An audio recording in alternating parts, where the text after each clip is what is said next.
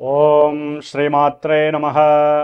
మనోజవం మారుతతుల్యవేగం జితేంద్రియం బుద్ధిమతాం వరిష్టం వాతాత్మజం వానరాయూధముఖ్యం శ్రీరామదూతం శిరసా నమామి. జై శ్రీరామ్, జై హనుమాన్. వీక్షిస్తున్నటువంటి ప్రేక్షకులందరికీ కూడా హనుమంతుల వారి యొక్క అనుగ్రహము కలిగి, మరి ఈ ఏప్రిల్ మాసంలో మనకి మీనరాశిలో జలరాశిలో ఆల్రెడీ కొన్ని నెలల పాటుగా పెద్ద గ్రహమైనటువంటి మరి పాపగ్రహమైనటువంటి శని భగవానుడు మీనరాశిలో ఉంటూ కొన్ని రాశుల వారికి ఎన్నో ఇబ్బందులను కలుగజేస్తూ, మరలా ఇంకొక పాపగ్రహమైనటువంటి కుజగ్రహ భగవానుడు అదే రాశిలోకి శనితో పాటుగా దాదాపుగా ఒక 42 రోజులు ప్రయాణం చేస్తూ ఏప్రిల్ 2వ తేదీన పూర్వాభాద్ర నక్షత్రము 4వ పాదంలో అడుగుపెడుతూ మీనరాశిలో ఏప్రిల్ 6వ తేదీ నుండి ఏప్రిల్ 21వ తేదీ వరకు కూడా శని భగవానుడితో ఉత్తరాభాద్ర నక్షత్రములో ప్రయాణం చేస్తూ ఎన్నో విధాలైనటువంటి ఇబ్బందులని, కొన్ని రాశుల వారికి విశేషమైనటువంటి ఫలితాలని అందచేస్తూ, అలాగే 22వ తేదీ నుండి ఏప్రిల్ మే 10వ తేదీ వరకు కూడా ఈ కుజుడు శనితో పాటుగా మరి ప్రయాణం చేస్తూ తర్వాత మేషరాశిలోకి ప్రవేశిస్తాడు. మకర రాశి.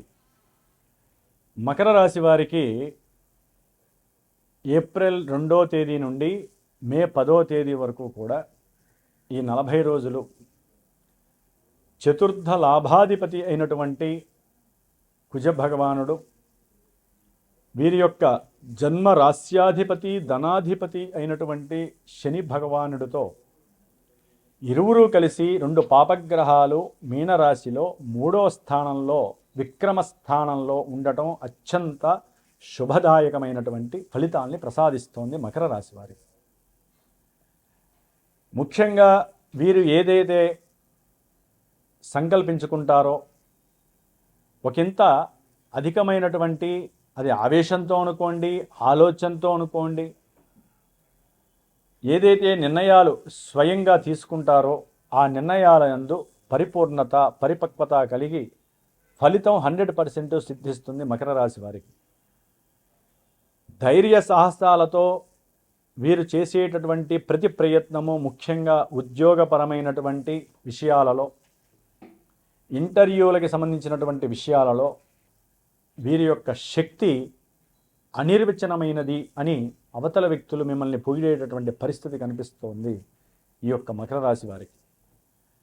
అలాగే వీరు చదువుకునేటటువంటి విద్యార్థులకి విశేషమైనటువంటి జ్ఞాన సముపార్జన, అలాగే దూర ప్రయాణాలకి సంబంధించినటువంటి విద్యాభ్యాసం కోసం డాక్టర్ వృత్తి కావచ్చు,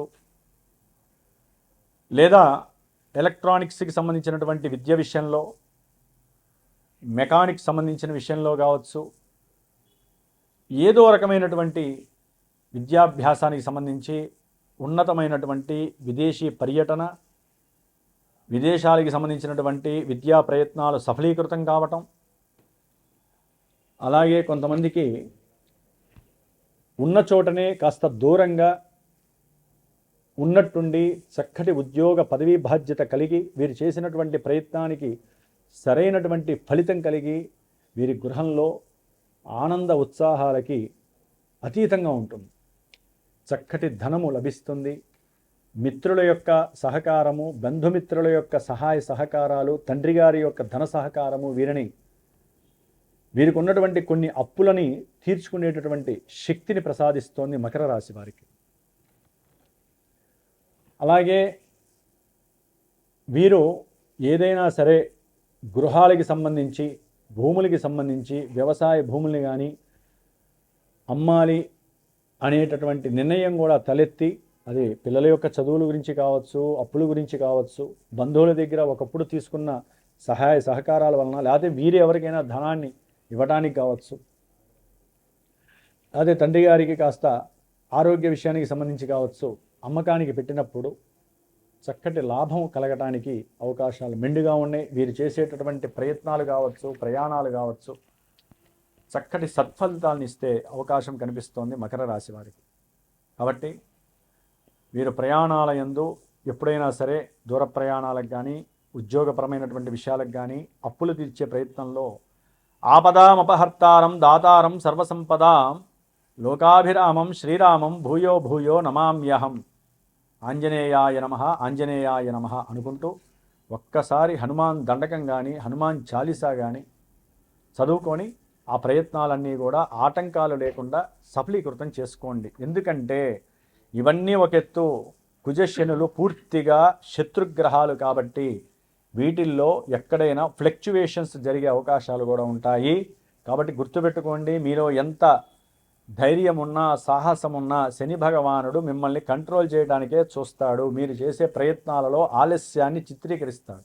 దాని ద్వారా మీకు కోపం ఉధృతమయ్యే అవకాశాలు ఉన్నాయి. కాబట్టి ఇవన్నీ ఎదుర్కోవడానికి నేను చెప్పిన మంత్రాలని ప్రయత్నం చేయండి.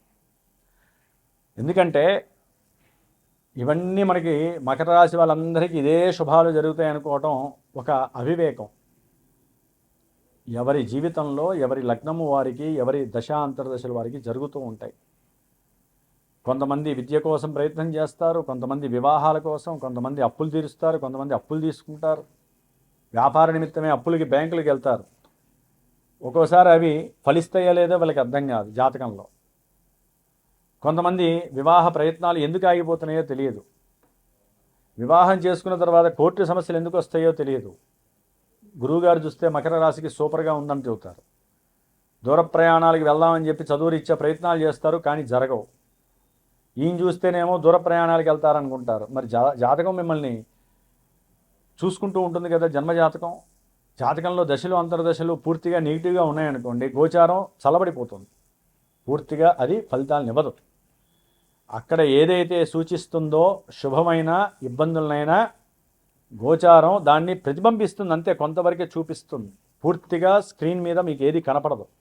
కాబట్టి సరైన గురువు ద్వారా మీరు ఏదైనా ఈవెంట్ వైజ్, అది ఏదైనా కావండి, విద్య, ఉద్యోగం, వ్యాపారం, లాభం, నష్టాలు, కష్టాలు, ఎందుకు అనే ప్రశ్న వేసుకునేటప్పుడు చక్కగా మీకు నచ్చినటువంటి ధైర్యాన్ని ఇచ్చేటటువంటి ఒక గురువుని సంప్రదించండి.